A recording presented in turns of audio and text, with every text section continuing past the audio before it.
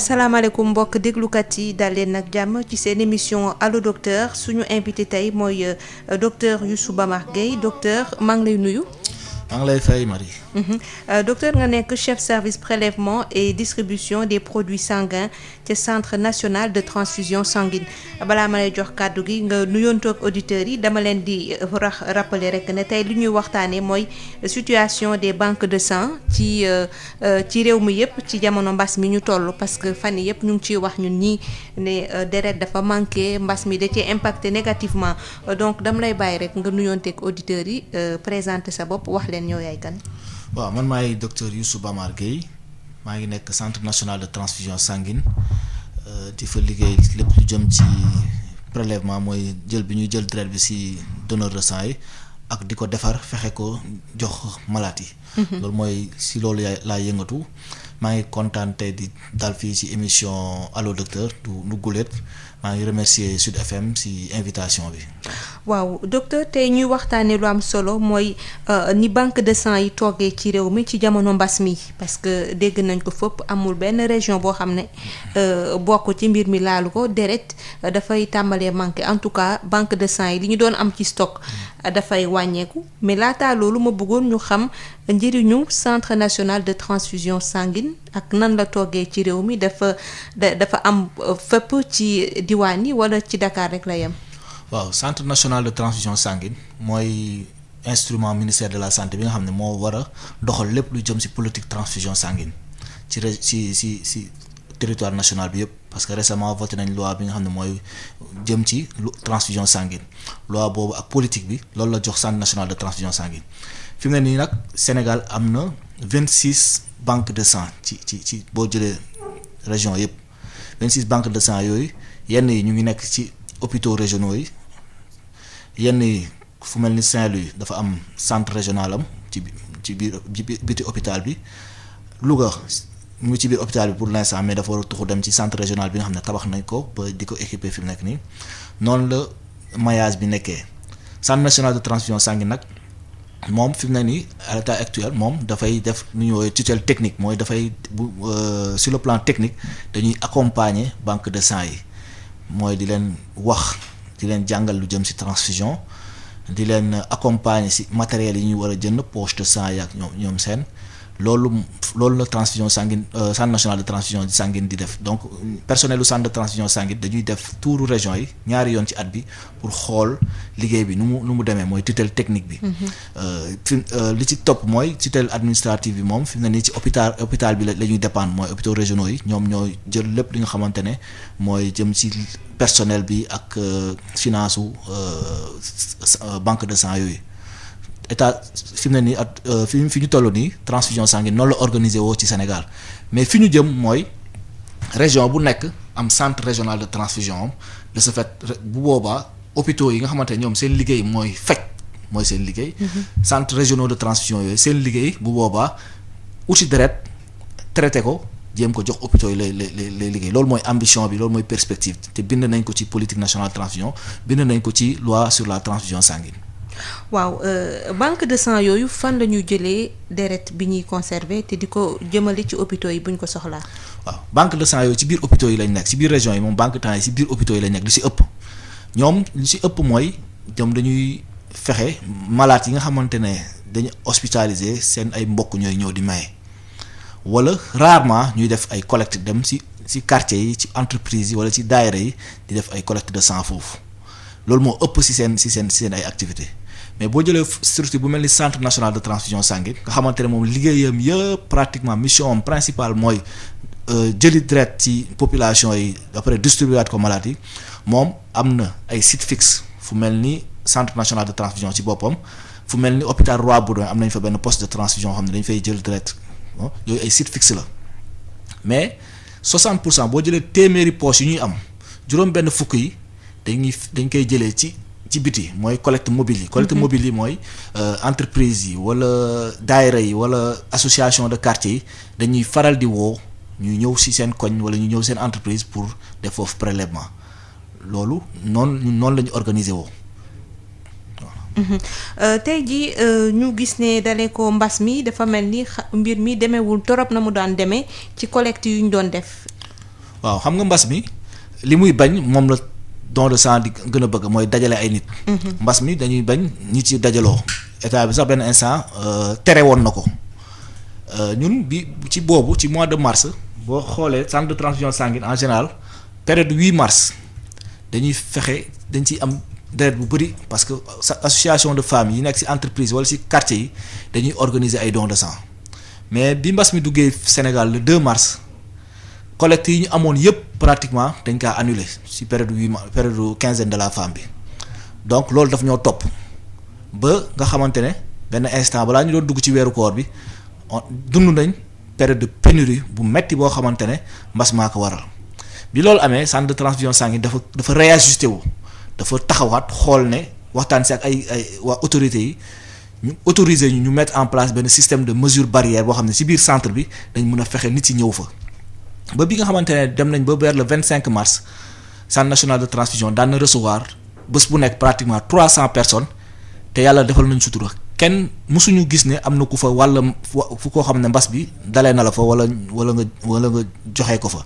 ndax tegoon nañ benn système boo xamante ne dañ doon joxe ay masques ku ñëw amoon na système de distanciation sociale bu ñu tegoon fexe tamit donneurs yi daaw ñu fa yàgg organisation boobu ñu tegoon nag dimbali woon nañu ba ñu mën a dugg ci koor gi ba risque de pénurie bi ñu amoon ci biir koor bi xaw a dal mais bi koor gi jeexee loolu ñëwaat mbas mi nekk fi ba tey ñu tegaat système boobu wootewaat am ñu ñëw am nañu ñëwul bi ñu demaatee bay waaj a dugg ci tabaski bi période tabaski bi si lañ dem Bango mooy fii nga xamante ne militaires yi fa lañ nekk fa lañ leen di former bi ñu fa demee vers le 25 août jëlee nañ fa 1600 poches 1600 poches yooyu moo ñu dimbali ci mois d'août bi yëpp pratiquement ba vers le 15 le 20 août bi vers le 20 août jotee nag ñu commencé waat duggaat ci pénurie parce que ñun centre national de transfusion dinañ distribuer lu mu bon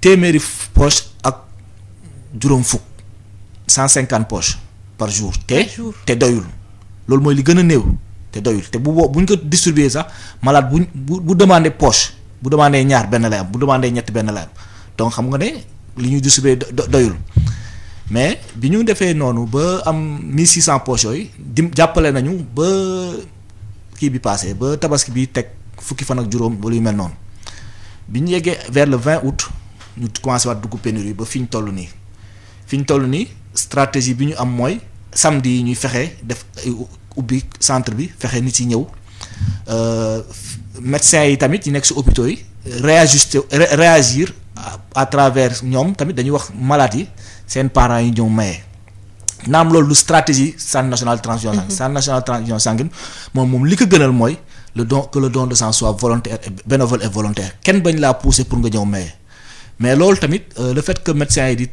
di demander parents malades yi di ñëw maye ñun duñ ko bañ parce que nit yi bu ñu ñëwee par exemple ku njëkk a ñëw may première fois pour mbokkam bu feebar dinañ ko sensibiliser wax ko njëriñu maye deret ba kooku bu yàggee dina doon donneur boo xam ne bénévole lay nekk ak volontaire.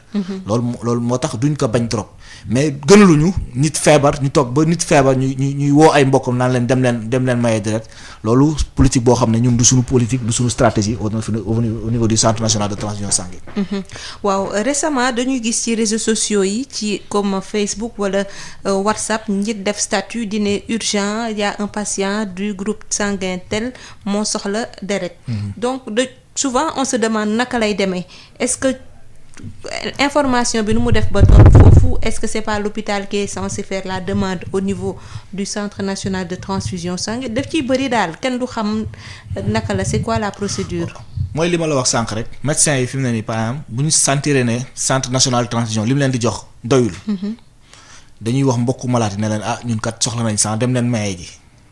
léegi su fekkente ne ci biir famille bi dafa am ñoo xam ne dañu nekk ci réseaux sociaux yi ñoom dañuy bind ci réseaux sociaux yi pour que ñoom. ñu yëgal ne am na mu gën a yomb. mais ku soxla sang en général médecin bu soxla sang day bind demande de sang jox ko ambulancier wu hôpital bi wala coursier wu hôpital bi mu ñëw centre national de transfusion sanguine bu fa fekkee sang bi bépp structure nag muy public muy privé bu fa fekkee groupe sanguin bi mu soxla daf koy jël. amul priorité amul benn xaj ak seen noonu la demee mais nag parfois da ngay dégg koo xamante ne day nekk ci réseaux sociaux yi di wax ne tel malade soxla na sang fekk malade boobu jox nañ ko sax ba pare wala mu ñëw di wax ne tel sang urgent wala yu mel noonu fekk poche boobu existe na ne centre national de gars yi ñëwaguñu yooyu yëpp day am. moo tax ñun li ñuy wax ak association donneur de sang yi mooy suñu amee yenn urgence yi ñu wooteenteeg ñun ñu xam lan mooy situation parce que tamit gënul ñuy alarmer nit yi naan sang amul te parfois sax du doon li nga xamante ne mooy réalité bi certes parfois dina am ay période de pénurie mais xam nga réseaux sociaux yi moom dafa gaaw. dafa gaaw a alarmer. ñun gënaluñu li ñu gënal mooy su fekkente ne am na ñoo xamante ne soxla nañ deret ñu njëkkee centre ba ñu njëkkee ñëw xool fekkente ne amuñu laa mun nañ woo seen ay mbokk woo seen ay am di jàmm pour ñu ñëw maye mais pas di alarmer population yi pour dire que sang amul sang parce que sang bu amul kenn du nekk en sécurité. ndax sang bu lu nekk mën na am accident bu amee et cetera kenn du nekk en sécurité donc ñun on préfère pas que ñuy alarmer trop nit yi si à travers le jeu c'est bon de baax na ñuy wax nit yi ñuy ñëw maye si mais di alarmer naan situation de pénurie et cetera du stratégie bi gën parce que day tiital nit yi te du ko jar. waaw dañuy fàttali auditeurs yi rek ne ubbi nañu antenne bi 33 825 18 30 te lu ñuy waxtaanee mooy mbiru may deret nga xam ne ci jamono ji banque de sang yi nekk ci réew mi dañu koy soxla torop tey suñu invité mooy docteur Youssou Bamar Gueye nekk chef service prélèvement et distribution des produits sanguins ci centre national de transfusion sanguine donc 33 825 18 30 docteur ma bëggoon tamit ñu wax ci. deret bu ñu nee diw dafa soxla deret qu'est-ce qui se passe parce que ñu bari ci askan wi dañ koy dégg rek diw daa soxla deret tel groupe sanguin la lan moo waral loolu bu fekkente ne amul auditeur bu nekk ci ligne bi. waaw soxla deret bari na ay façon am na ñoo xamante ne faj bi ñu leen di faj ku mel ni kuy def chimiothérapie. faj bi ñu leen di faj mooy tax ñu soxla deret loolu day am mooy ñiy def chimiothérapie wala ñuy def dialyse ñooñu en général si seen traitement. la deret bokk am na ñoo xamante ne dañuy saigner dañuy nàcc boo xamante ne ci ausine la wala yu mel noonu ñooñu tam dañuy soxla deret donc soxla deret bari na façon bu ko nit di soxlaa soit si bu yàqamti jàmp trop wala si loo xamante ne mën naa xaar. waaw bu fekkente ne auditeur bi yemb na ñu jël ko asalaamaaleykum. maaleykum salaam wa rahmatullah. ñu ngi lay ziar sëñ bi. Maïda Rosely Ndiaye. kooku El Hadj Touré Yara. ñu ngi lay ziar El Hadj. maa ngi lay nuyu bu baax xanaa añoo tey yow Rosely. sànq ba léegi jël nañu sànq ba léegi comme ça nga lancé waat encore beneen laaj. maa ngi nuyu bu baax maa ngi nuyu Youssou. maa ngi koy nuyu bu baax ku ma xam la. mooy paa boobu di ñëw di maye deret ba retraite parce que mayeen am naa feesal naa ñaari carnet ak 5 tonnes wala 6. léegi fu mu nekk nii man maa ngi koy laaj nii comme ça léegi mois de juin bi passé. la am 60 ans. léegi est-ce que mën naa ñëw foofu mayewaat dernière tonne quoi. loolu première laaj bi. deuxième laaj bi mooy damaa bëggoon rassembler fii ay kii waxoon naa ko sax madame Diallo man ñëwoon naa ba si bureau madame Diallo wax ko. nee naa ko damaa bëggoon former fii ay nit yoo xam ni pour ñu maye deret parce que loolu lu ma soxal la man bu doon suma sago man maye deret du am retraite. du am ay âge damay maye rek comme ça à vie quoi. waaye comme que am na âge moom comme ça jël naa retraite léegi suma dernière léegi nag maa ngi koy laaj ne encore bon comme que chaque 3 mois dama doon maye deret léegi mëntuma ko léegi pour mooy xool sumay deret sumay tension ak affaire yooyu ndax mën naa ko def par 3 mois wala par 6 mois wala lan loolu laa ko bëggoon laaj ak bon bu mu formé fi ay nit pour mu indi leen foofu comme ça pour ñuy maye deret parce que man loolu mooy sama objectif man loolu moo nekk suma xel quoi. parce que man mënuma toog nit ñi nekk fi di ñu maye deret mënul nekk c'est pas possible. léegi maa ngi ziar bu baax tontu li ak Cheikh Ahmed Tidiane Ndour ak sama sëriñ boobu nekk Malicounda. Mohamed Lamine Thiam asalaamaaleykum wa rahmatulahi taala wa barakaatu. jërëjëf El Hadj Touré ci laaj yi dañuy jéem a xoolaat beneen auditeur ci 33 825 18 30 ñuy wax ba tey ci li nga xam ne moo soxal mbiru may deret asalaamaaleykum. maaleykum salaam. maa ngi lay ziar sëñ bi. soxna Rosely na nga def. maa ngi si jàmm. Ablaye la ci ginnaaw raw. waaw ñu ngi lay déglu Ablaye. waaw di leen jox nuyoo tamit ñuy wax Cheikh Diallo. mi ngi nekk marché Waranka. di wax ni daal ñu ngi kontaan bu baax ci émission yi. jërëjëf di def benn sensibilisation ci nit ñi rek. leen wax ni maye deret dafa am solo. ndax balaa nga koy xam rek nga am sa mbokk bu ko soxla wala yow nga soxla ko. te don de sang fa nekk benn lu noble loo xamante ni bu nit ñi xamoon ragal naa dinañ ci gën a taxaw. waaw may def sensibilisation boobu ci nit ñi rek. di jégalu baax di may ñeneen ñu dugg di wax ne ñun ay auditeurs fidèles auditeurs Sud FM lañu. ñu rajo moom du dagg Sud FM. jërëjëf ñu ngi gërëm ñëpp. jërëjëf Ablaye. merci Rosalie. ñu ngi koy jaajëfal docteur ci sensibilisation bi donc ñu jéem a xoolaat beneen auditeur bu bëgg a participer asalaamaaleykum. dafa mel ni rëcc na mu jéem a dugal ci 33 825 18 30 jokko ak suñu invité docteur Youssouf Bamar Gueye may fàttali ne moom mooy chef service prélèvement et distribution des produits sanguins asalaamaaleykum. waaw rëccaat na docteur sànq ba nga lay doon laaj ñiy soxla deret ngay expliquer mooy ñi am hémorragie yi ñu ñuy dialyse ak ñoom seen ñu jël auditeur bi wéy ci asalaamaaleykum. salaamaaleykum wa rahmatulah. maaleykum salaam. waaw man maa ngi tudd Assane. dama bëggoon juste intervenir sur l'émission. waaw ñu ngi lay maa ngi leen di sant di leen gërëm. jërëjëf émission bu am solo la qui vraiment am intérêt pour tout le pays. ma doon laajte lu tax ñuy collecter deret ou bien centre de transfusion sanguine ñoom du ñu fête de l'indépendance par exemple les événements comme ça pourquoi du ñu ci profité recueillir des dons de sang. juste une suggestion loolu bu fekkee ne am na yaakaar naa ne dinañu permettre ñu collecter le maximum. beneen mbir mi aussi mooy souvent ñu dañuy organiser ay événements dons de sang. bis bu ñu ko defee aussi gars yi duñu indi assez de poche loolu aussi ma bëggoon a xam lan moo waral centre de transfusion sanguine du ñu préparer à chaque fois que ñuy organiser événement yu mel noonu ñu indi suffisamment de poche parce que les gens sont là pour donner leur sang malheureusement poche yi dañ naan ñu c'est pas disponible. voilà loolu laa bëggoon poser comme question. jërëjëf ci ñaari question yi Assane ñu jéem a jëlaat keneen asalaamaaleykum. asalaamaaleykum. asalaamaaleykum. waaleykum salaam wa rahmatulah.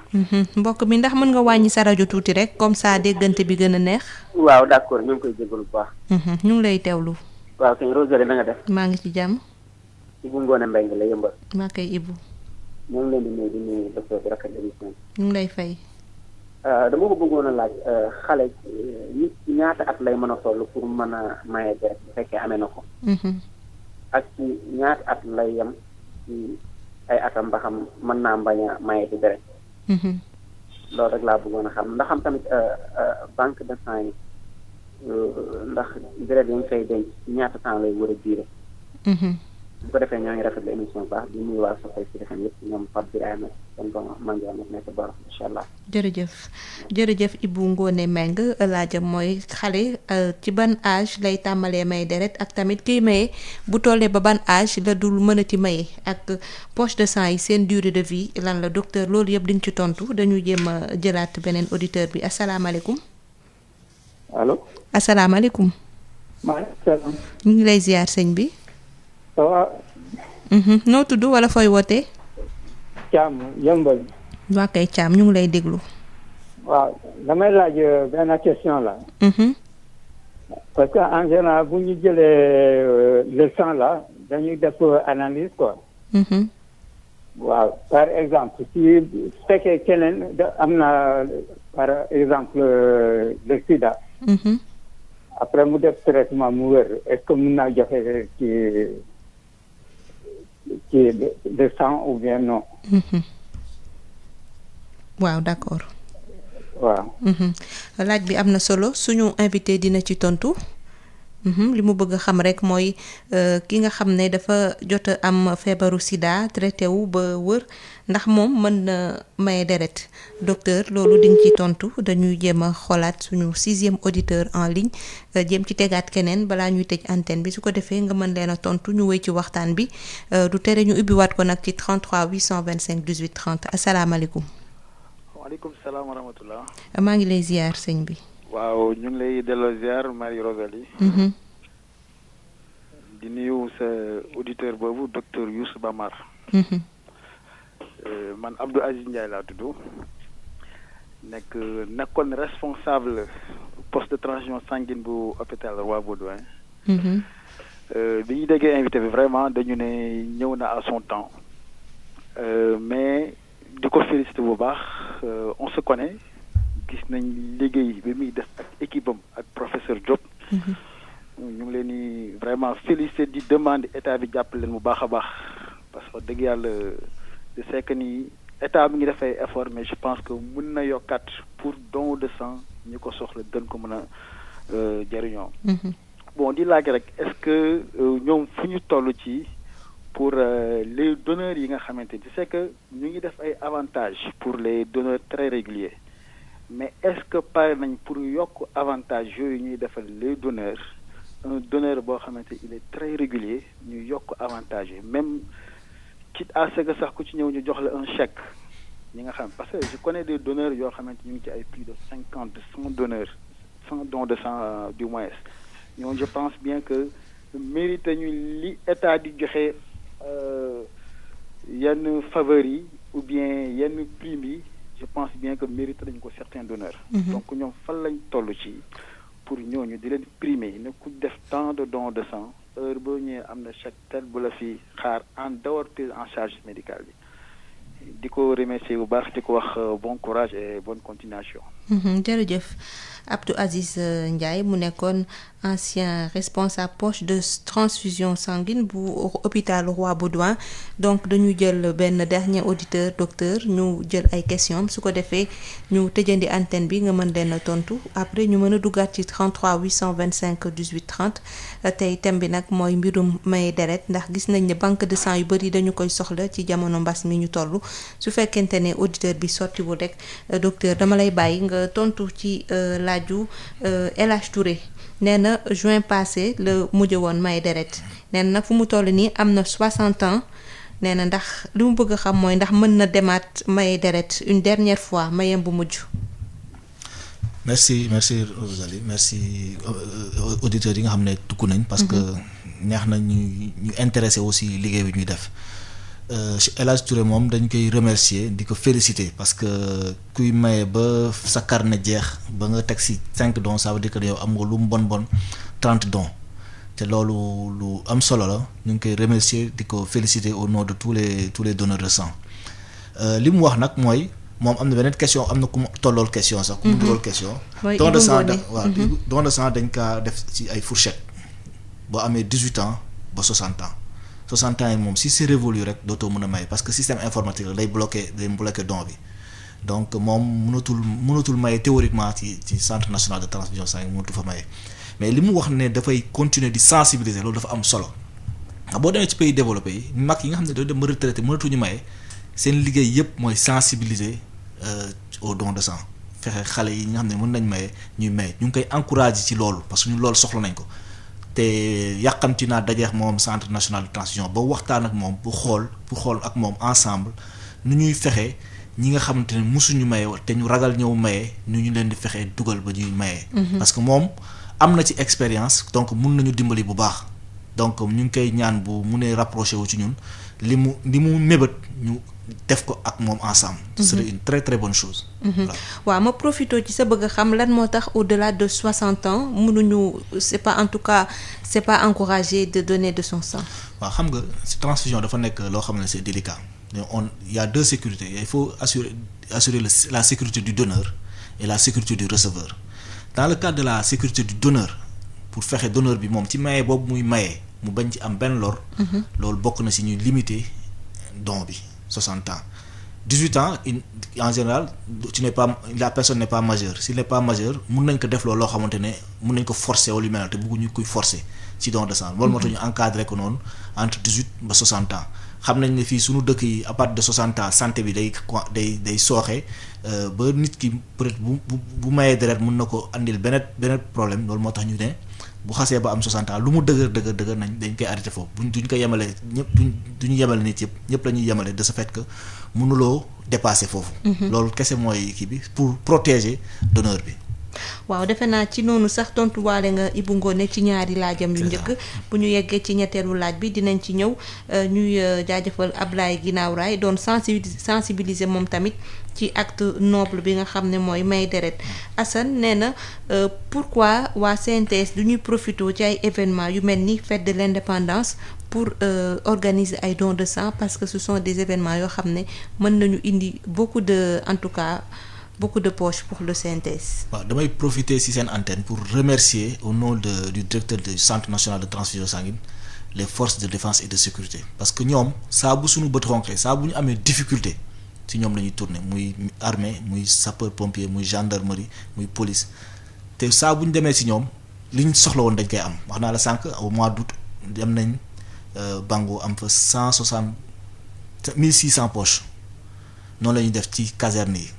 ñun pratiquement seen numéro yëpp la ñuy am pour fu ñu sonnee rek ñoom la ñuy écrire donc te bés boobu fête nationale feetu militaire yi feetu force de défense et de sécurité dañ leen di bàyyi ñu feete ko en général mais ñoom suñu ay partenaires privilégiés la ñoom ñoo jëpp li ñuy defal sax man mun ma ko wax saa bu amee situation bu aiguë boo xamante ne y a une pénurie suñu xel yëpp ci ñoom lay dem.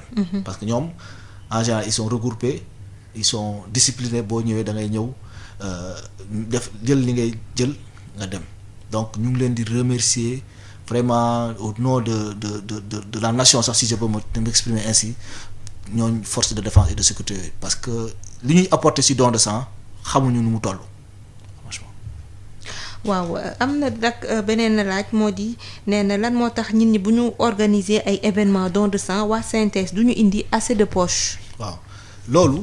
du caagin duñu andi assez de poche en réalité ñun suñu liggéey yëpp ci planification la parce que booy dem collecte de sang da ngay planifier parce que dafa am traiteur boo xam ne il faut nga planifier nombre bi mu war a jël équipe bi ngay yóbbu il faut nga planifier ñaata la ñuy doon logistique bi yëpp da nga koy planifier xam ñaata la en général nit yi xam nga sénégalais moom dala naan booy ñëw di nga am 100.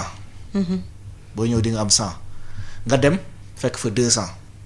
xam nga ku prévoir 100 plus ou moins 10% muy 120 110 wala 190 nga dem fekk fa 200 doo am logistique bi doo ko mën te loolu moo tax en général ñuy dem collecte du ñu mën a atteindre li nga xamante ne ñoom lañ fa fekk du ñu leen mën a jël ñoom ñëpp loolu du ñu dédouaner parce que tamit ñun fu ñu toll dañu soxla deret bi suñu toll.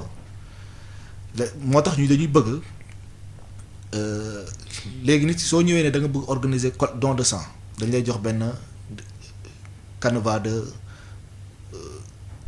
promesse de don da ngay naan man bëgg naa maye bés tel bu ñu xoolee loolu dañuy xayma am nañu ay techniques yoo xam ne dañuy xayma pour suñ demee ñaata la ñuy am mais toujours Sénégal c'est pas évident nga planifier ba tomber exact faiblesse la suñun ñu ngi xool ay yeneen stratégie bu yuñ ko mën a gën a améliorer benn bokk na ci su fekkente ne fi ñu dem soriwul trop suñu yeggee rek dañuy xool situation bi su fekkee situation bi demande la ñu renforcer avant ñuy avancer ñu renforcer mais y a aussi beneen blocage mooy booy mayee deret suñu dëkk yi dafay tàng. bu demee ba yenn heures yi nit yi boo leen di prélever te ñu am ay malaise wala ay gêne te yooyu itam du ci gën donc moo tax yenn heures yi dañuy bëgg a arrêter doo mën a expliquer lépp situation bi yëpp nit yi mais da nga leen di jox benn explication boo xam ne nit ki mën na ko comprendre pour ñu mun la libérer parce que tamit c'est pas évident di prélever ay nit ba pare muy am ñuy xam fii wala yu mel noonu ndax naaj bu tàng bi loolu tam du gën loolu yooyu yëpp la ñuy boole moo tax parfois collecte yi nga dem doo jël ñëpp doo mun a jël ñëpp. mais toujours est-il que nit ki suñ ko jëlul fekkente ne am na volonté bëgg a maye mën na rapprocher suñu wala ñu planifier waat beneen jour pour maye pour organiser waat beneen don c'est très difficile je le reconnais parfois dañuy dem collecte du ñu jël ñëpp mais loolu dañ ci excuser wu organisateurs yi mais surtout di leen ñaax pour que bu ñu commencer benn initiative ñu continuer ko. waaw c'est bien mais est-ce que tamit yéen doo leen. Comme vous êtes souvent confronté à ça nit ñi bu ñu leen nee 100 ngeen ñëw tombé ci 150 200 jël toutes les dispositions parce que bénéfice la aussi nga dem pour jël 100 gis fa 200 jëlandoo yëpp que ngay par faute de disponibilité de poche nga bàyyi fa ay donneurs yoo xam ne peut-être ils se sont rendus disponibles uniquement ce jour-là du ñu amaat beneen opportunité pour ñëw lan moo tax doo leen je sais pas. non ñu ngi siy travail loolu boo xoolee sax géej na am man statistique yi ma am pratiquement géej na am parce que lu si bëri dañuy réajuster wu ci saa si bu soree trop nag lay difficile mais en général dañuy réajuster wu ci saa si pour augmenter la collation augmenter le personnel qui est sur place loolu moom on le fait tout le temps c'est pratiquement c'est notre quotidien.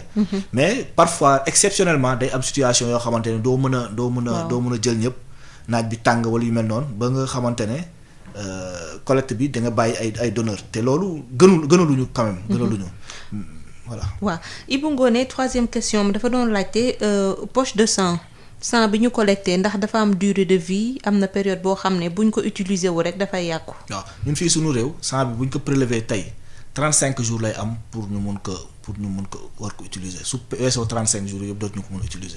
voilà da ngeen koy. dañ koy incinérer dañ koy sànni. waaw Thiam woote mais loolu li muy am bëriwul. parce que da ngeen di bëri demande. demande yi dafa bëri. am na ay groupe yoo xamante ne demande bi bëriwul mais en général pour nga gis ne sang bi toog na ba périmé c'est très rare. Thiam woote yëmbal nee na ndax ku am feebaru sida faju ba wër est-ce que daal moom war na mën a maye deret te du wàll ki nga xam ne moom la ko bëgg a may. voilà loolu daf may permettre ma rappeler un peu boo nit ki su mayee deret dans le cadre de la sécurité du receveur ci aar bi ñuy aar ki ñuy may deret malade bi centre national de transfusion sanguine dina def 4 tests. mooy hépatite B hépatite C VIH ak syphilis ñoom ñeenti tests yooyu la ñuy def pour xool deret bi ndax mën nañ ko jël may ko keneen benn si ñooñu bu positifé nit ku du mën a maye waratul mën a maye. normalement muy caaginu mu faju en sachant que ne VIH mën nañ la faj ba charge virale bi indétectable mais en réalité au fond du wér charge virale bi dina faible ba du wér waaye en matière de transfusion sanguine loolu mënuloo ci maye. mënuloo ci maye parce que transfusion sanguine boo xamee am as benn marqueur bu positif rek yow tu mënatuloo maye. lenn nag mën nga ko comme nit ki am 60 ans ngay ñaax nit yi ngay pousser nit yi ñuy maye loolu sa participation lay nekk ci l'effort du don de sang. Abdou Aziz Ndiaye moom nekkoon responsable poche de transfusion sanguine bu Roi Baudouin nee na mu ngi rafetlu seen liggéey mais nag mu ngi demander état du Sénégal ñu gën leen a appuyer pour faciliter liggéey bi ban appréciation ngay def ci loolu. waa Aziz moom c'est une personne très engagée moom moo nekkoon poste de transfusion sanguine bu Guédiawaye on a vraiment regretté son départ moom jàppoon na ci liggéey bu baax parce que bi mu fa nekkee gis nañ ne statistiques yi dafa amoon solo lool trop ba poste de transfusion sanguine boobu daf ñu doon permettre ñu am poche yu bëri yoo xam ne dañ koy delloowaat ci banlieue bi ci Guédiawaye pour que ñi nga xamante dañuy soxla sang en urgence ci banlieue bi mën ko am rapidement. mais li mu wax dëgg la parce que état bi moom bu ñu gënoon jàppale ba nga xamante ne donneur de centre de transfusion sanguine wala banque de sang yi dinañ mën di fekki donneurs yi fi ñu nekk dina am solo mais li mu wax ci cadre prime wala yu mel noonu loolu pour avantage donneurs yi loolu du stratégie centre national de transfusion sanguine centre national de transfusion sanguine comme li ma wax sànq le don de sang doit être bénévole volontaire et non rémunéré nit kiy ñëw maye deret waru duñ ci séentu dara lenn nag mën na am ñu waaw góor mooy par exemple defal ko médaille peut-être loolu mën nañ ci ñaan état fekkente ne am nañ ay donneurs yoo xamante ne am nañ yenn nombre de dons yi dafa leen ñu décorer leen loolu peut-être état mën nañu ci dimbali de ce fait que dina gën a pousser nit yi ñuy gën a maye deret am na ay diplôme yoo xam ne dañ koy joxe diplôme de donneur de sang boo xasee am 10 dons dina jox diplôme boo xam ne ministre bi moo koy signé mais xëy na moom fi muy waxee mooy peut-être ñu gën a jox valeur nit ku xam ne am na dons yu bëri ku am 50 dons ñu jox la ñu defal la wala 100 dons ñu defal la ordre national du mérite et cetera loolu doon na important pour don de sang parce que am na ay dëkk yu koy def loolu peut-être mën nañ ñaan état bi mu defal ñu ko de ce fait que nit yi xale yi jeunes yi dinañ gën a bëgg maye deret dinañ ko def benn challenge de ce fait. Et ça va valoriser l'acte. Voilà. waaw kon nag li moo nekkoon auditeurs yi nga xam ne woote woon nañu ci 33 825 18 30 sànq balaa ñu jël auditeurs yi docteur maa ngi la doon laaj commencé woon nga ci tontu ci yan genre situation la ñuy def ay demande de poche ci hôpitaux yi. waaw moom laa doon wax sànq ma ne hôpitaux yi seen demande de sang bi dafay différent soit malade bi dafa saigné soxla deret ci saa si mooy ñi wasin jigéen ñi wasin wala ku accidenté wala yu mel noonu loolu dina soxla deret ci saa si am ñoo xam ne seen traitement yi ñuy jël chimiothérapie ak dialyse wala insuffisance rénale ñooñu en général ñoom tamit dañuy soxla deret fu ñu toll parce que traitement bi moo ko laaj am na ñoo xamante ne toujours traitement bi ñu war a opérer am na opération yoo xam ne opération bi dafay saigner médecin bi day soxla bu ubbee rek commencer transfuser parce que day opération bi day saigner mooy comme ay chirurgie cardiaque wala yu mel noonu ñoom tam dañuy soxla sang drépanocytaires yi tamit ci seen feebar parfois mun nañ daanu feebar soxla deret am na ñoo xam ne xale yu ndaw yi c'est siburu bu leen daanalee ba sonal leen day laaj ñu transfuser leen donc situation yooyu yëpp day soxla transfuser sang.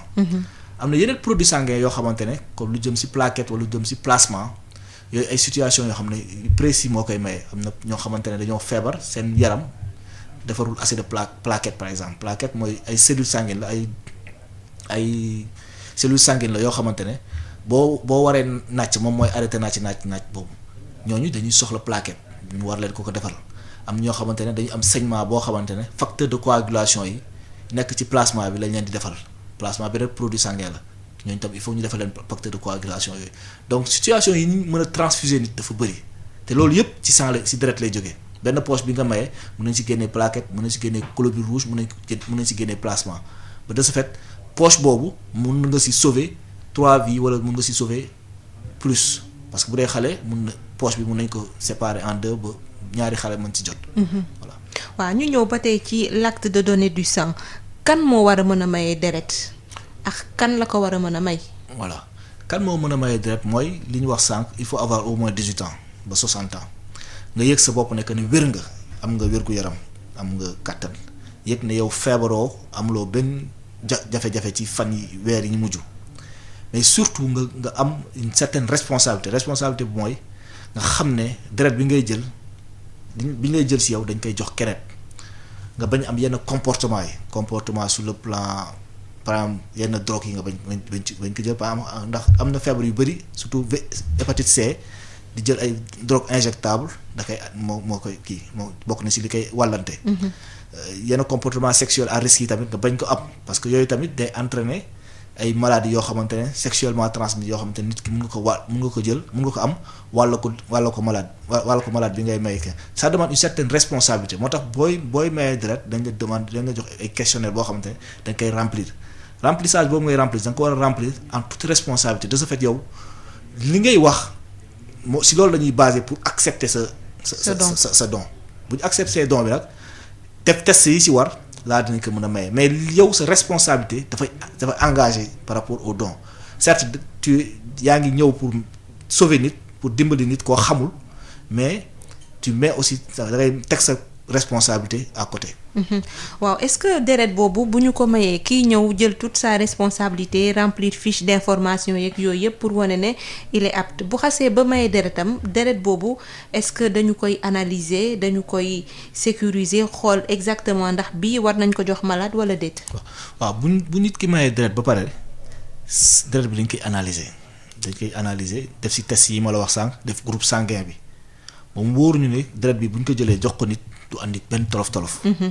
loolu moom mooy sécurité du receveur et c'est très important en matière de transfusion duñ ci sax bu xawee am doute sax dañuy écarter poche bi woo nit ki testé waat ko mais poche boobu kenn du ko utiliser donc loolu moom on est dañ ci exigeant trop amul benn doute buñ ko amee ci poche bi wala du mel noonu duñ ko utiliser.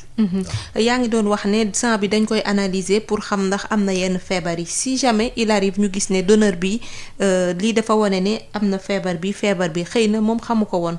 est-ce que yéen en tout cas yoon may na leen ngeen woo kooku yëgal ko ne am na feebar bu nekkoon ci moom te yëgu ko ki mayee. waaw ci questionnaire bi ñu lay jox pour nga remplir ko dañ lay laaj dañ la naan si boo mayee deret dañ si def yi test est-ce que d'accord nga ñu def ko ci nga ne nga ne oui est-ce que d'accord nga résultat bi su génnee ñu woo la wax la ko nga ne oui. léegi bu boobaa ñun résultat bu génnee bu amee lenn lu si positif dañ lay woo bu la woowee reprendre test bi pour xool ndax laboratoire bi juum boobu fekk na écarté nañ poche bi. bu yàgg reprendre test bi xool ndax laboratoire bi amul erreur wala yu mel noonu su ko reprendre bu positif am nga rendez-vous ci docteur boo xam ne centre bi lay nekk médecin bi da lay recevoir bu la recevoir dalal la expliquer la parce que feebar yooyu yëpp ay feebar comme lu mel ni VIH maladie chronique la léegi. hépatite B mun nañ ne maladie chronique la hépatite C même chose syphilis mun nañ ko traiter donc yooyu yëpp am na ay possibilité de traitement ñu dalal la expliquer la situation bi wax la li ci nekk orienter la aussi fi ngay yóbbu pour ñu traiter la. et puis yow ñu jël la en charge dañ lay teg ci ay loxo teg la ci yoon bu leer boo xamante ne yow boo fa demee da ngay am prise en charge boo xamante ne du am benn sikk sa feebar bi nga am bañ laa lor ci lu gaaw donc don de sang loolu avantage la si. parce que boo ci amee bu fekkente ne yàlla dafa def nga am benn feebar boo xamante ne gis nañ ko ci dañ lay teg ci yoon ba yow di nga am solution moo gën feebar bi jékki-jékki daaneel la bett la te doo ko xam. justement loolu laa bëggoon wax ni don de sang kiy joxe du mës a nekk perdant waaw parce que bu nekkee am na ci loo xam ne dab na la ci feebar boo yëgul woon non seulement di nga ko xam mais dinañ la accompagner orienter la ba nga am une bonne prise en charge. donc ce n'est jamais en tout cas une perte pour le donneur de donner de son sang. léegi ci organisation bi parce que souvent da ngay dégg am na journée don de sang ñëw leen telle heure à jeun naka lay demee préparation boobu yépp est-ce que tamit dañ lay laaj ban mois nga gëj a joxe deret est-ce que dafa am intervalle kii ñëw dafa nar a woor pour lan dafa war a lekk pour lan et cetera. waaw autant dañ doon wax ku ñëw nga bañ a lekk mais en réalité léegi fi mu ne nii jaru ko. boo ñëw mun nga lekk mun nga ndékki boo ñëwee day daf si baax sax au contraire daf si baax parce que dina permettre nit ki gën a mën a supporter don bi boo ñëwee fekkente ne góor nga chaque 3 mois mun nga maye bu fekkee jigéen nga chaque 4 mois noonu lañ ko tëralee. boo ñëwee nga remplir sa questionnaire gis médecin bi. xool la seet la poser la ay questions pour xool sa sécurité xool ndax yow di nga mën a atteindre don bi xool sa comportement xool ni ngay dundee ndax di nga mën a donneur bi dina mën a accepter sa poche dégg bu donneur bu médecin bi assurer ñaari sécurité yooyu balancer ko ba mu wóor ko ne yow tu es apte bu boobaa da lay bàyyi nga maye. boo mayee ba pare jël sa collation jox la rendez-vous pour ce résultat. dañuy ubbiwaat antenne bi 33 825 18 30 auditeurs yi bëgg a dugg mën nañ koo def donc kii ñëw di may deret est-ce que la quantité de sang dafa am quantité boo xam ne moom rek la mën a maye docteur nga may ma jël auditeur bi ba pare asalaamaaleykum. maaleykum salaam wa rahmatullah. maa koy sëñ bi nu ngi lay ziar. ziar nañ la Marie Rosalie. ziar sa invité docteur Guèye. waaw. man la Georges Lamine Diop maa ngi wootee Mbao. en fait dama amoon ay quelques contributions ak questions yoo xam ne dama ko bëggoon indil docteur. waaw ñu ngi lay déglu. surtout par rapport ak les SOS yi nga xam ne ñu ngi koy lancer sur Facebook. xam nga yenn saa en fait moi je pense qu'il faut améliorer la communication au niveau des hôpitaux. hôpitaux yi yenn saa malade bi day ñëw ñu ne ko da nga soxla deret waxal say mbokk ñu ñëw mayal la deret. léegi loolu noonu léegi nag généralement mbokk yi bu dee gisuñu seen autour de koo xamante ne mën na maye deret wala am même groupe sanguin bi ils ont tendance à utiliser les statuts WhatsApp pour def kii bi def SOS bi après day law parce que nit yi ku ci nekk danaan xaaral ma def kii bi statut bi pour lawal ko pour dimbali nit donc c'est communication boo xam ne mën nañ ko améliorer au niveau des hôpitaux. L'autre benn question la c'était pour savoir est-ce que Sénégal fan la tollu ci prélèvement wu des produits sanguins directement mooy comme au lieu que ñuy jël sang bi yëpp est-ce qu'il y a des possibilités yoo xamante ne dañuy jël les produits dont ils ont besoin par exemple s'ils ont besoin de plasma ou bien beneen produit ñu jël ko directement. L'autre question mooy est-ce que un drépanocytaire AS mën na maye deret parce que y a un doute dessus boo xam ne daf ci am.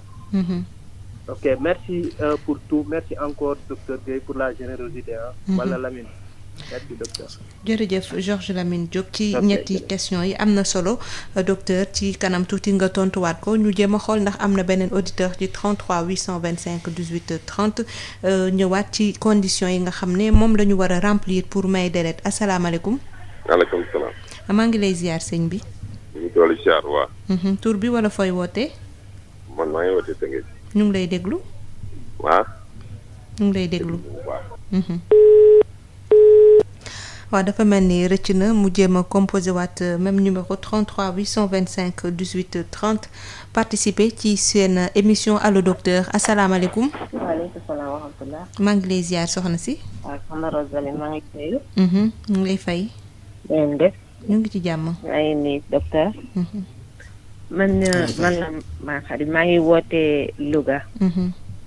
léegi man li ma doon laaj mooy ndax ñoom li arrive de ñuy joxe sang bi bu ñu koy jox comme ku ko soxlaa. ñu jox ko brut. brut quoi bañ ko def analyse parce que day doon loo xam ne day jàmp daal comme lu ñuy wax. loo xam ni ku ko soxla da koy soxla. d'urgence jox ko ci waa urgemment. ndax dinañ ko mën a joxe brut. d'accord sans analyse ni rien. waaw maa ngi leen di gërëm di leen sant. ñu ngi lay sant bu baax soxna Khady wootee Louga ñu xoolaat beneen auditeur ci 33 825 18 30 ci lépp lu aju ci maye deret ci jamono ji asalaamaaleykum. asalaamaaleykum. ay salaam. maa ngi lay ziar mbokk mi. noo def soxna si. ñu ngi ci jàmm noo tudd wala fooy wootee. man maa ngi tudd Assane Diop. waa kay Assane ñu ngi lay déglu ci Allo Docteur. di rafetlu seen rajo bi. jërëjëf. di rafetlu émission bi. di wax ne bu ñëpp meloon na yéen kenn du sonn du ma wax kenn du feebar mais da nga xam fi ngay jaar ba yàlla man laa dimbali. jërëjëf. tey nag aw ma benn laaj. mais dama koy teewlu chaque jour.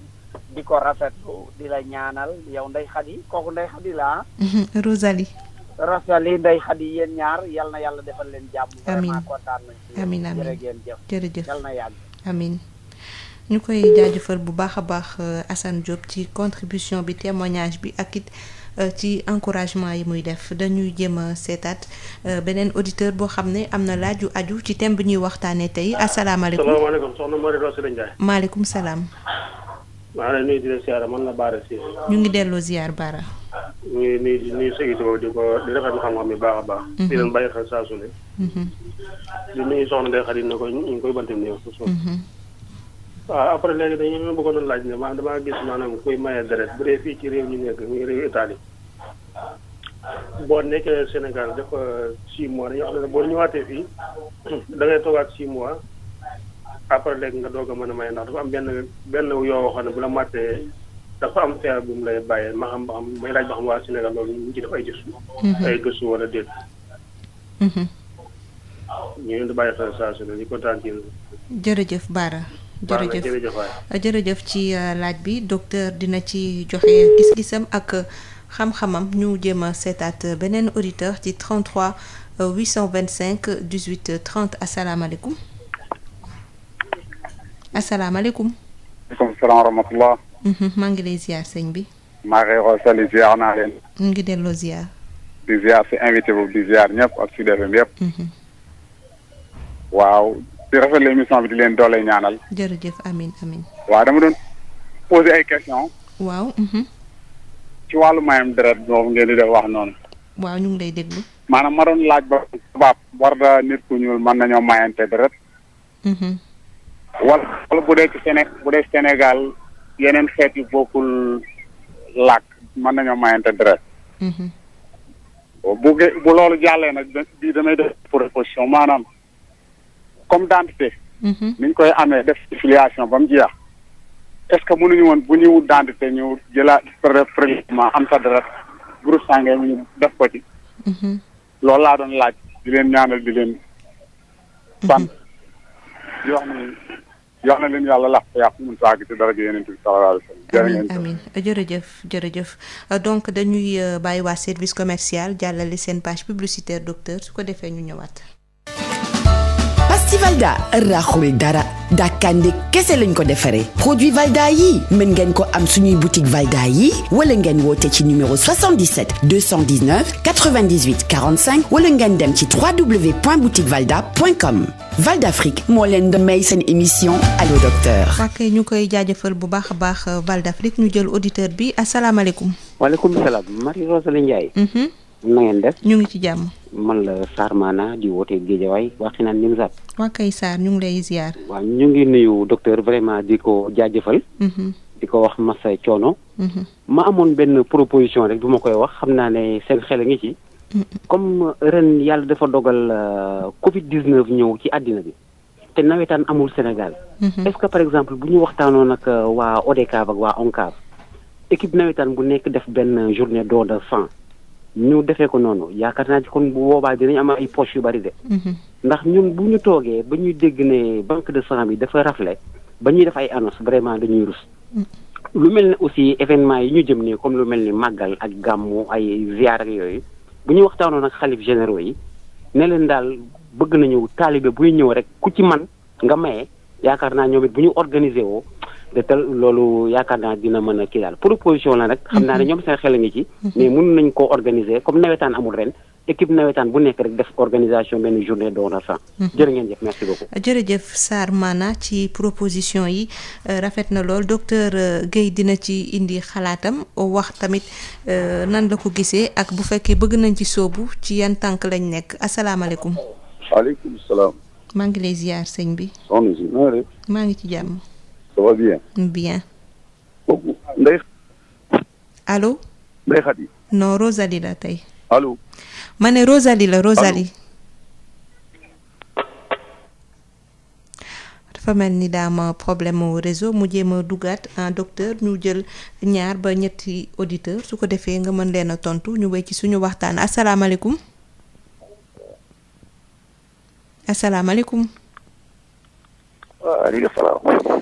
asalaamaaleykum yaa ngi may dégg. waaleykum salaam. waa kay ñu ngi lay ziar sëñ bi. maa ngi lay woowee Parcelles. ñu ngi lay déglu. waaw man dama laaj comme permis de conduire. permis de conduire yi ñu def groupe sanguin. waaw. est-ce que médecin wala ku mën a doon war na see basé wu rek pour defal kenn deret.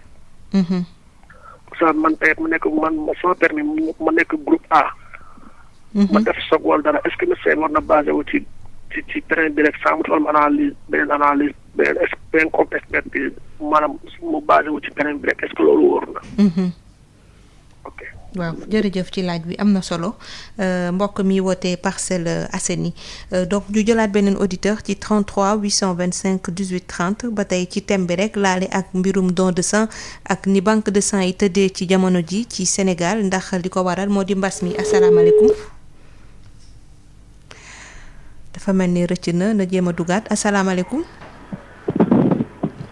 asalaamaaleykum. maaleykum salaam wa rahmatulah. waaw ñu ngi lay ziar sëñ bi. waaw na ngeen def. ñu ngi ci jàmm. alhamdulilah. Marie Rosalie nuyu naa la nuyu docteur bi.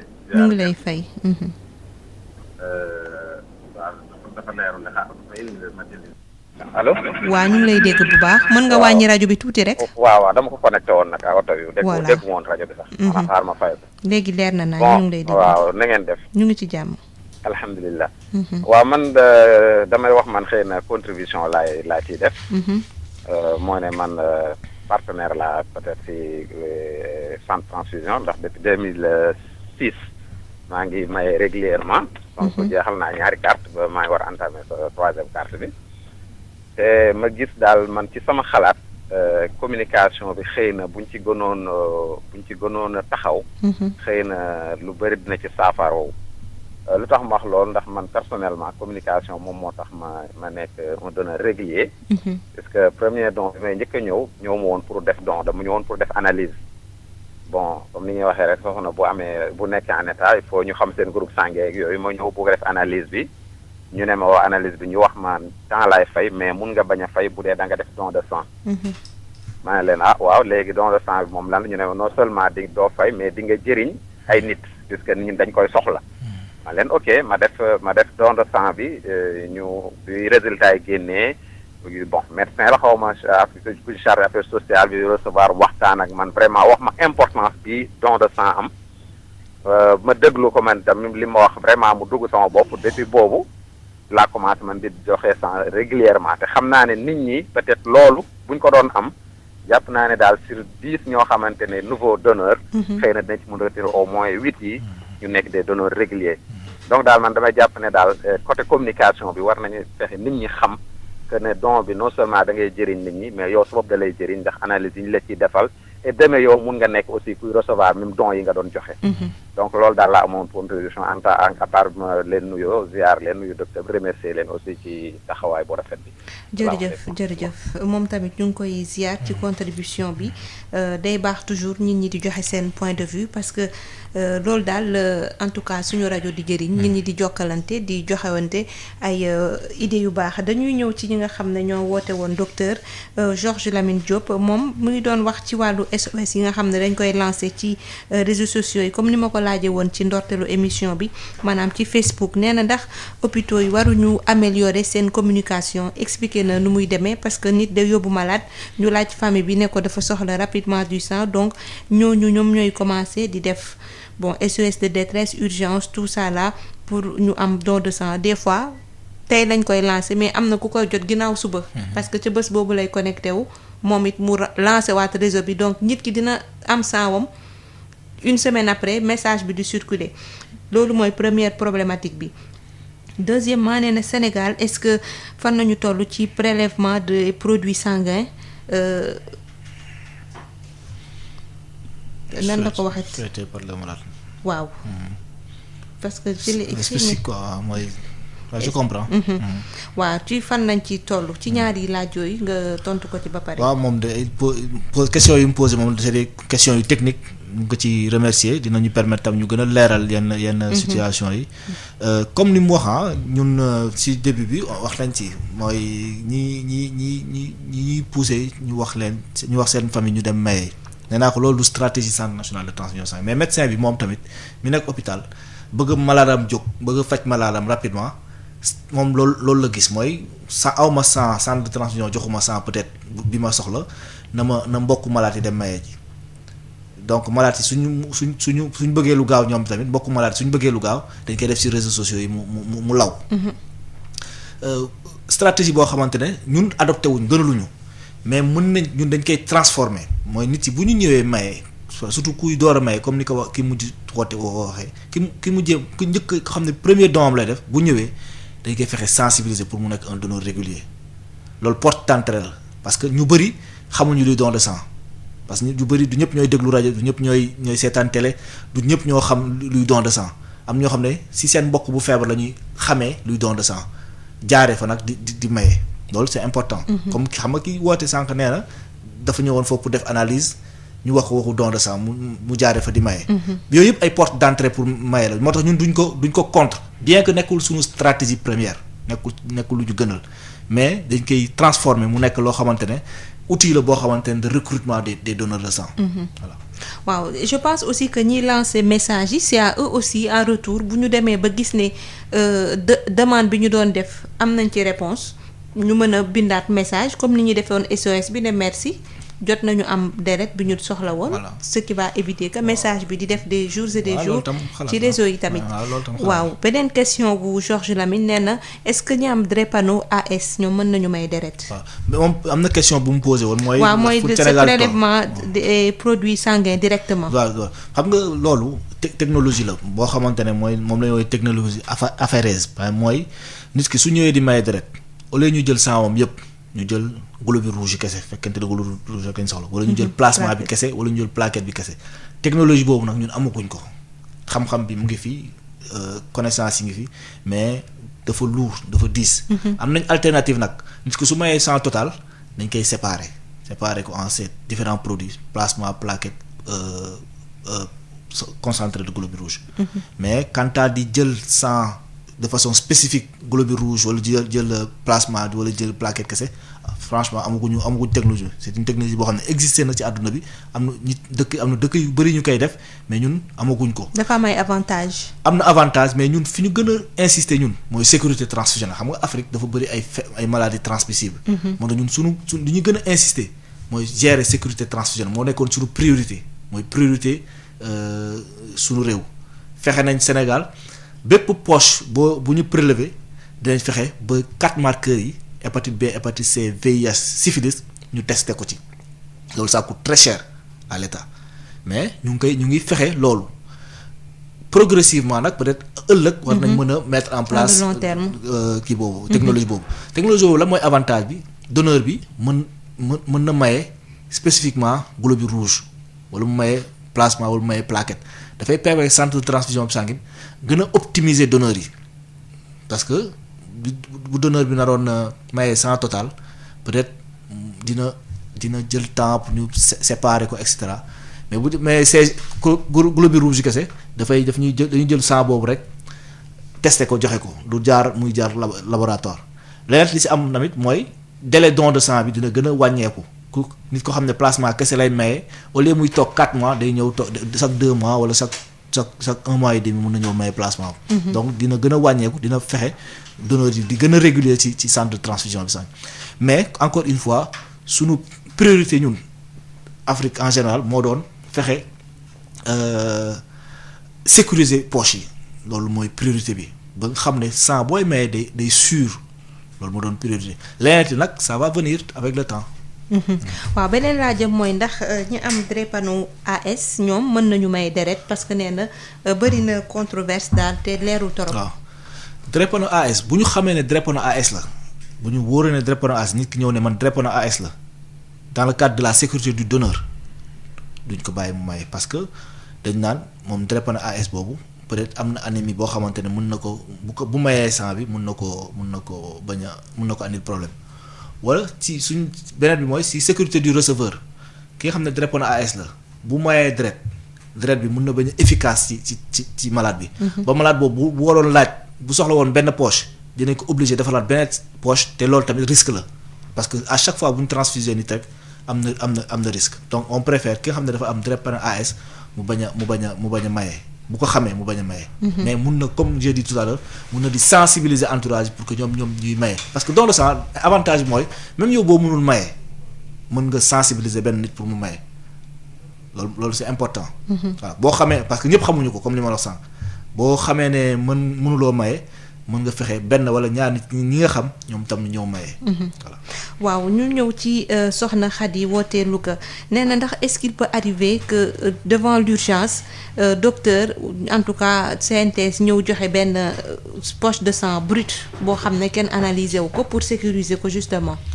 loolu bu dee CNTS c'est pas possible te si région yi aussi je présume que c'est pas possible parce que poche de sang mënul génn ci benn frigo boo xamante war a dem ci malade te testé wuñ ko pour ces 4 marqueurs ñun su dee ñun logiciel bi du étiqueter poche bi ba ñu mën a xam li ci nekk c'est pas possible état actuel de trucs donc Sénégal s'est battu ba poche buy génn au moins li nga xam ne OMS moom la demandé si pour poche bu nekk ñu def ko ci Sénégal am na loolu. mooy les 4 marqueurs hépatite B hépatite C VIH ak syphilis systématiquement sur toutes les poches. loolu moom urgence lu mu urgent dañ ko def. même à l'hôpital bu dee accompagnant yi la ñu laajte ñu may deret il faut impérativement. même à l'hôpital su fekkente ne accompagnant yi ñoo maye. analyse boobu ñaata temps lay jël. analyse boobu ça dépend ci su fekkee ñun si ñun la centre de transfusion sanguine par série la ñuy dugal de 100 wala 50 ci benn machine ay robot la automate. machine boobu mun na jël 1 heure de temps wala 2 heures de temps pour def benn test. bu fekkente ne ci banque de sang région yi ñoom ay tests rapides la ñu am tests yooyu mun na gën a gaaw en 30 minutes mun nañ defal groupage bi defal sérologie yëpp fekkee personnel baa ngi fa ba nga xam ne sang bi dinañ ko mën a tester ci 4 marqueurs yi ak groupe sanguin ba mun ko mën a joxe. waaw Bara Cissé nee na dafa jóge woon Italie ñëw Sénégal mais nee na d'habitude ñoom bu ñu ñëwee Sénégal dellu Italie bu fekkente ne dañ fi def 6 mois boo yeggee dañ ne il faut nga toogaat 6 mois après pour door a mën a maye deret parce que am na benn yoo boo xam ne bu nekkee dala màtt dafay des ci deret bi. nee na est-ce que loolu fii Sénégal ñu ngi ciy bàyyi xel en tout cas ban gis-gis lañ ci am. xam nga Europe ñoom dañoo miinul paludisme. paludisme miinuñu ko te dañ ko ragal loolu mooy problème bi boo su fekkente ne jaar nga Afrique ñoom moom 6 mois la wax am na dëkk yoo xam ne di nga fa toog 5 ans sax doo mën a maye. bu dee Afrique nga jógee Afrique nga jógee il faut nga toog fa lu yàgg door a mën a maye dañuy bañ nga transmettre palu parce que ñoom duñ def test palu ci seen don yi. donc dañuy bañ nga transmettre leen paludisme bi loolu rek moo tax ñuy bañ a ñu lay toogloo 6 mois. donc dañuy bëgg a sécuriser aussi. tamit sécurité la. parce que palu bi comme ñun niñ ko xamee di ko tester très rapidement ba am TDR sax ñoom amuñu ko. non seulement ça sax mais ñun nuñ koy résister ñoom duñ ko résister noonu. tubaab bi duñu nu ñu résister palu ñoom duñ ko résister noonu. donc suñu palu yi suñu wér mooy gën a yomb que ñoom. moom moo tax ñoom duñu bëgg koo xam ne te am na risque transmettre paludisme di maye foofu deret. waaw keneen nag moom mu ngi woote nee na est-ce que nit ku ñuul mën na may maanaam ñun africain mën nañu may deret tubaab yi laaj na ko tamit ci ñi nga xam ne bokkuñu ethnie est-ce que mayante deret boobu c'est possible. waaw c'est possible nit ku ñuul mën na may nit ku weex nit ku weex mën na may nit ku ñuul. ku bokkul ak nit waaso wala bokkul ak moom ethnie wala yu mel noonu loolu amul ci don de sang. parce que sang bi l'essentiel mooy na groupe sanguin yi compatible rek. bu groupe sanguin yi compatible rek nit ki mun na may moromam. dinañu ñëw ci wàllu compatibilité groupe yooyu sax beneen li muy wax nag mooy proposition def groupe sanguin ci carte nationale d'identité je pense que loolu ñu ngi ci carte numérique yu mujj yi nga xam ne ñu ngi ko doon def. ci permis de conduire. mais nee na ndax ci carte d'identité nationale ndax duñ ci proposition la rek. waaw xalaat la. mun nañ ko.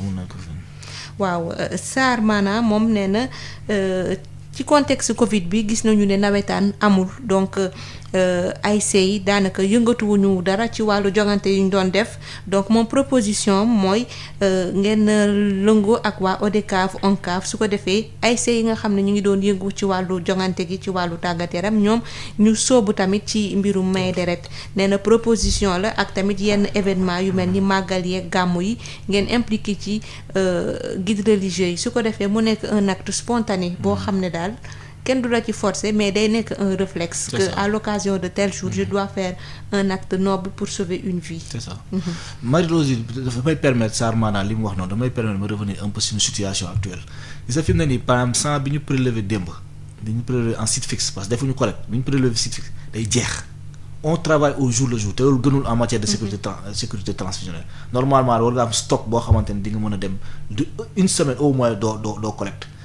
donc su fekkente ne ASC yi mën nañ ñëw jàpp ci liggéey bi ce serait une très bonne chose parce que actuellement la situation est très difficile on travaille au jour le jour les gens viennent donner le lendemain on donne toutes les poches te du sax du doy donc c'est très difficile donc li mu wax ñun dañ ciy sauter pour faire un appel aux ASC ñëw jàpp ci ASC bu bëgg organiser don de sang muy Dakar muy région yi nga organiser ak structure de transfusion bi la gën a jege don de sang c'est très très très utile.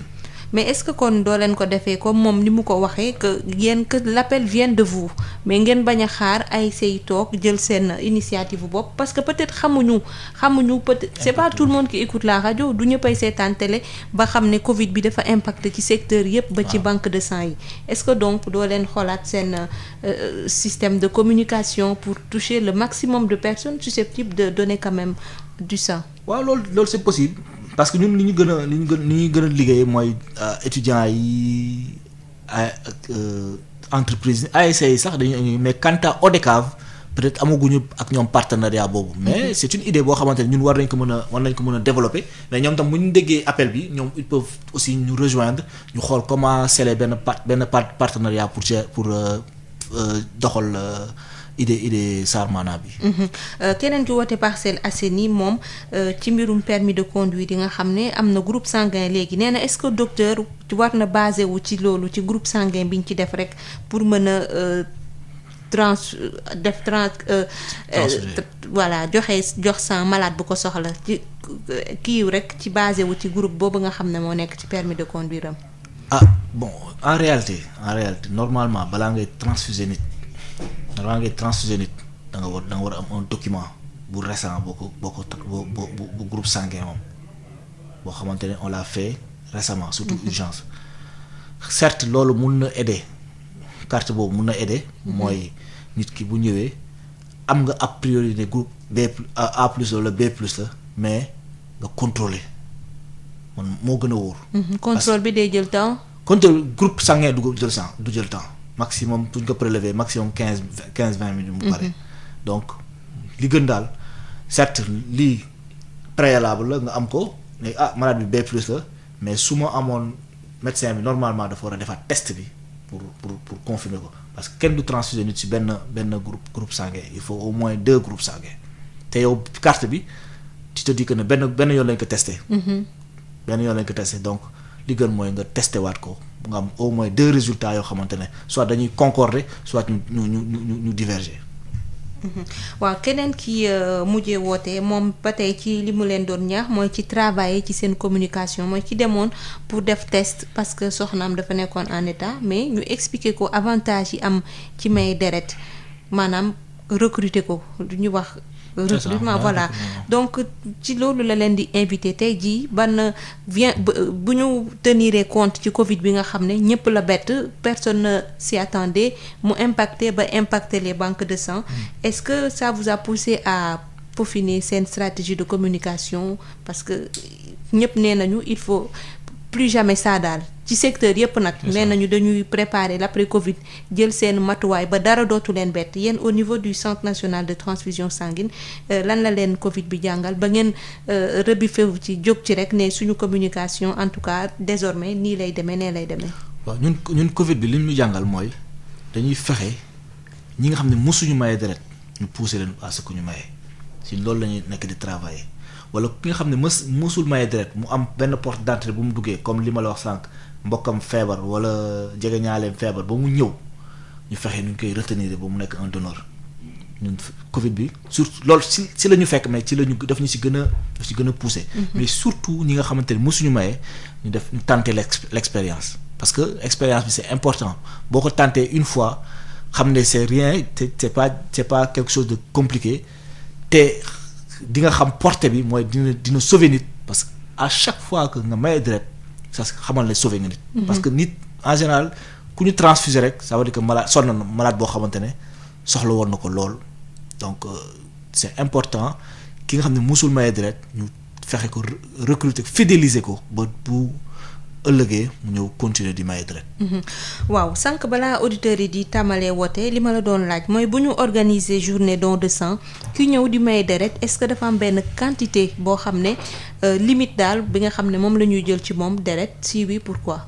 waaw xam nga nit mu ngi am 5 à 6 litres de sang dans son organisme ñun maximum suñu jëlee 400 millilitres ba 450 millilitres lañ jël maximum 500 du egg 500 loolu mu ngi représenter 1/16 sang bi nekk ci nit par exemple bu jëlee nit ki bu amee fukk ak juróom benn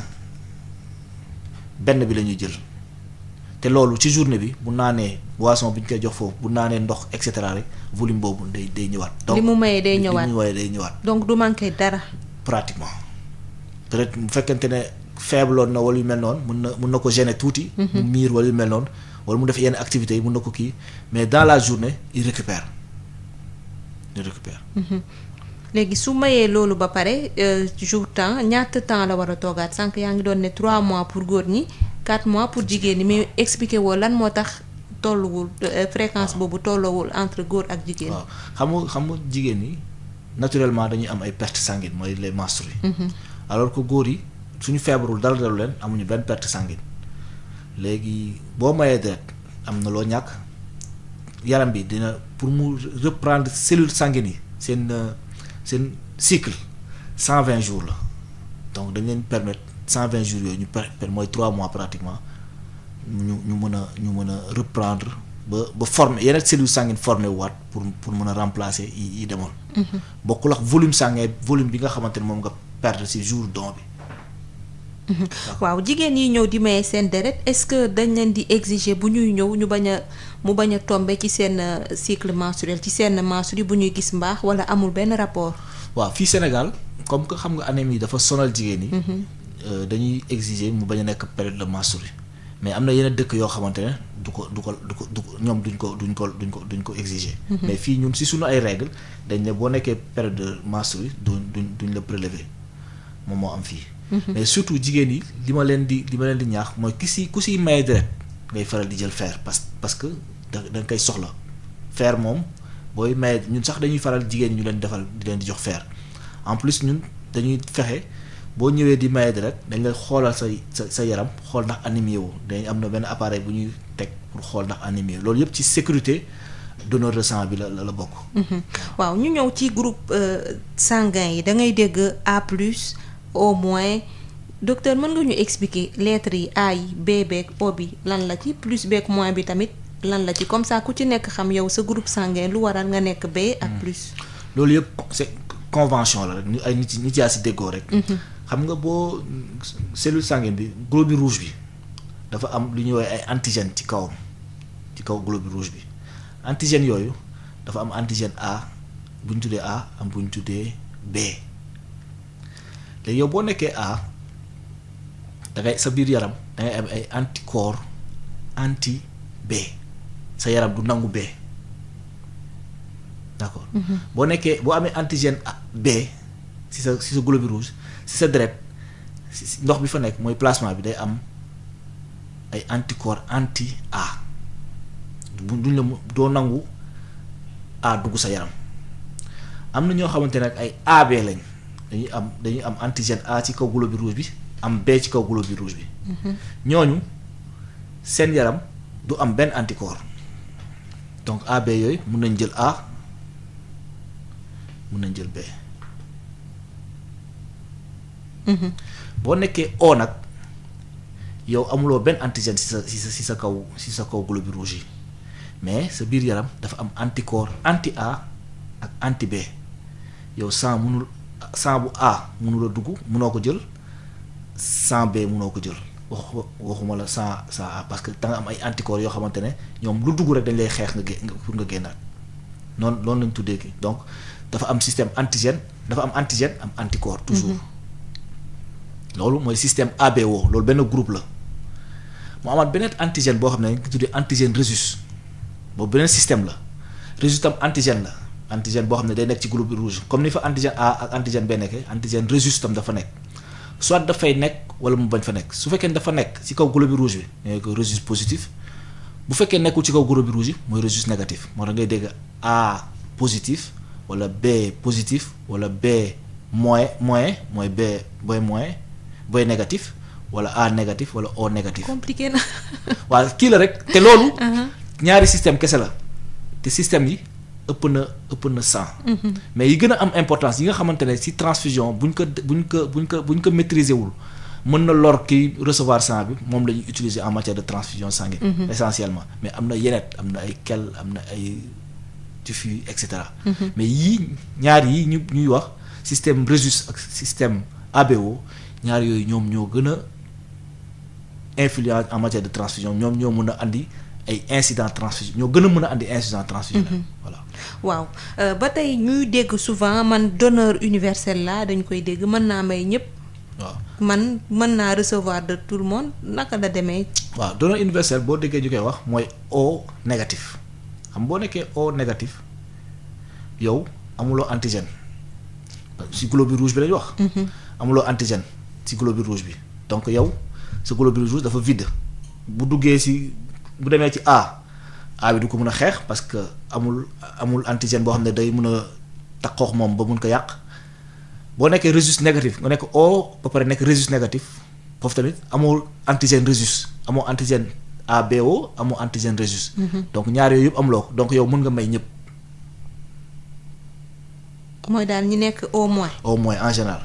mais loolu il faut être prudent parce que donneur universel dañ koy wax nii rek mais am na yeneen yu nekk ci ginnaawam c'est un peu compliqué. mais dañ koy wax nii rek li gën en matière de transfusion mooy transfusion isogroupe isorésus mooy même groupe sanguin ABO même groupe sanguin résus mooy moyen wala plus. bu fekkente ne A nga ñu may la A bu fekkee ne O nga ñu may la O bu fekkee A plus nga ñu may la A positif loolu moo gën a wóor mais nag bu fekkente ne extrême urgence la nag nit ki nekk A O négatif am fi mun nañ ko may sang boobu. en urgence. mais gënul. mais la priorité mooy ki nga bokkal groupe sanguin waaw est-ce que ci groupe yi nga fi cité ABO en tout cas ni nga koy expliquer dafa am ay disparité ci population bi maanaam jigéen ñi ñoo gën a nekk A góor ñi gën a nekk B wala il y a beaucoup plus de A plus beaucoup plus de B plus. bon amul disparité ci sexe yi. mais am na disparité ci xeet yi ak région yi. ak ci réew yi day am par exemple boo demee Europe ñoom dañuy gën a bëri ci O wala ñu gën a bëri A wala yu mel noonu nga ñëw suñu dëkk yi O bi moo gën a bëri mais différence bi du bëri donc noonu day am disparité en fonction des zones en fonction des ethnies parce que ci sëy lay jógante. lay jóge mais ci biir sexe. disparité bi demeewul noonu. waaw amul disparité. waaw nee nga yéen près de 150 poches da ngeen koy joxe par jour. est-ce que ci poche de sang yooyu ngeen joxe y a des groupes qui sont les plus demandeurs ñoom ñuy gën a bëri lu ñuy soxla deret pour transfusion. waaw ñun fii O positif moo gën a bëri ci suñu population. pratiquement egg na 43 ak 45%. ci yëpp boo jëlee groupe sanguin yëpp. donc moom la ñuy gën a demander même population bi la donc bu gënee bëri ci donneurs yi day gën a bëri ci malades yi. donc il faut ñu kii loolu boo ci jógee après ngay ñëw ci A positif après B après AB O moins et cetera. noonu la tegloo mais O moom moo gën a bëri ci suñu population. waaw léegi ñi nga xam ne xamuñu seen groupe sanguin. Est-ce que bu ñu ñëwee mën nañu ñëw may deret sans pour autant ñu xam seen groupe sanguin et à partir de là ñu wax leen ko. waaw boo ñëwee may deret ci analyse yi ñuy def. bokk na ci groupage sanguin dañ bu résultat yi génn groupe sanguin bi da ciy bokk. mais il faut nga may li gën nag mooy nga mayewaat beneen yoon pour ñu confirmer ko xam ne yow bi nga njëkkee maye O nga ñu defaat test bi mu trouvé waat O ñu xam ne yow O nga. parce que si benn détermination rek gënul ñu si ne étiqueté nit ki O moom lañ doon wax sànq ci permis yi parce que permis yow fi mu ne nii bu ñu la tegee dañ la naan yow B positif nga si carte bi mais docteur bi B positif rek lay gis. il faut mu am benn prélèvement bu différent pour ñu xam ne kii dëgg-dëgg B positif la. lan mooy indi différence boobu parce que dañ koy lire souvent dans les groupes des réseaux ñuy wax ne ñoom dañoo ñëw def analyse ñu ne leen bii mooy B plus mooy sa groupe ñu yenn femmes yi nekk en état defaat ñu ne leen c'est pas ça et ñoom elles ont du mal à comprendre ça pour ñoom négligence la est-ce que c'est vraiment négligence la wala affaire yi moo demee noonu. non xam nga mbiru laboratoire xam nga parfois c'est opérateur dépendant nit ki mun na ko lire gis erreur day am fépp. bien que ñun en général li ñuy def mooy nit ki duñu ko ne lii mooy sa groupe exactement tant que def ñu ko ci ñaari prélèvement mais bu fekkente ne da nga ko def ci biir laboratoire mu génnee lii keneen beneen laboratoire nga def ko mu génnee lële. il faut nga dem ci foo xamante ne moo leen départager. mais toujours li gën daal mooy nga def ko ci ñaari détermination c'est très important. waaw ñu ñëw ci risques yi am ci malade boo xam ne dafa soxla deret et le besoin est non satisfait amul deret est-ce que dañ koy faral di jànkonteel ci hôpitaux yi ak yan mooy risque est-ce que le risque est fatal. non loolu su ma koy xalaat daf may delloo si li taxoon ma gën a ñëw centre de transfusion sanguine parce que man bi may nekk étudiant médecine parfois da nga daan def tuuru Dakar pour am benn poche pour sauver benn dame bu nekk maternité di accoucher parfois nga perdre dame malade bi wala yu mel noonu donc loolu moo gën a tax ma rejoindre bi may def sama thèse ma dem centre national de transfusion pour xam lan mooy problème yi et dañuy gis ñu bëri ñu souvent. yoo xamante ne dañuy ñàkk seen bakkan parce que liñ leen waroon transfuser à un moment T amuñu sang boobu te loolu lu koy waral mooy pénurie manque deret donc loolu day pousser nit yi tamit man par exemple man damay donneur de sang la. maa ngi sama 26e don donc loolu bokk na ci li nga xamante ne bokk na ci li ma gën a encouragé li tax ma gën a bëgg transfusion. parce que boo gisee ma ciy wax ni sax au-delà sama métier la mais y a quelque part benn amour bu ci am par rapport à ça. donc c'est quelque chose de très très utile loo xamante ne nit ki tu vois ni muy sauver nit ki. je me rappelle benn jour bi may door thèse ñëw centre de transfusion di photocopier ay temps boobu recruter guñ ma di photocopier samay CV pour déposer emploi ñëw naa fekk benn drépanocyteur médecin bi ñëwul woon daanu foofu bi mu daanu maak infirmier bi ñoo ko yëkkati weeru koor en plus ñu ko yëkkati infirmier prélevé man maa daw yóbbu prélèvement bi ñu defal ko numération mooy xool natt sang am fu mu toll. jour boobu le gars il avait un gramme d'hémoglobine 1,5 gramme d'hémoglobine te normal bi mu ngi nekk entre 12 ak 16 pour nit ku normal moom drépanocytaire peut-être waroon na am entre 7 ak 9 le gars est tombé en syncope weeru koor on est venu ba ma defee numération bi ba ñu am taux d'hémoglobine ma dem ñu def groupage mu nekk O négatif ma wàcc ci banque de sang bi heureusement jour boobu O négatif am ko ñu transfuser waa ji jusqu'à présent ce gars nit kooku dama koy gis parfois mu ñëw consultation parfois ma romb ko place am fi muy liggéeyee ba léegi dama koy gis. fa ma ko gisee rek dama koy tooñ ne ko yow sa yaay moo la sauvé.